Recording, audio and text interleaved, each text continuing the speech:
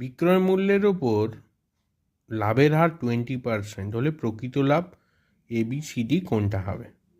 তার মানে বিক্রয় মূল্য যদি আমার 100 টাকা হয়, যেহেতু এখানে বলেছে বিক্রয় মূল্যের ওপর, বিক্রয় মূল্য যদি 100 টাকা হয় তাহলে লাভ 20 টাকা। তখন ক্রয় মূল্য, আমাদের ক্রয় মূল্য কত হচ্ছে তখন? 100 মাইনাস 20 মানে আমার 80 টাকা। এবার তাহলে প্রকৃত লাভ মানে আমরা কি জানি? ক্রয় মূল্যের ওপরে হয়, ঠিক কিনা? আর এইরকম করে ইন্টু 100%। লাভ কত হচ্ছে? 20 টাকা, কিন্তু ক্রয় মূল্য কত? 80 ইন্টু 100 হলো। এবার এই শূন্য কাটো, 2 দিয়ে কাটো, 2 4 8, 4 দিয়ে 25%।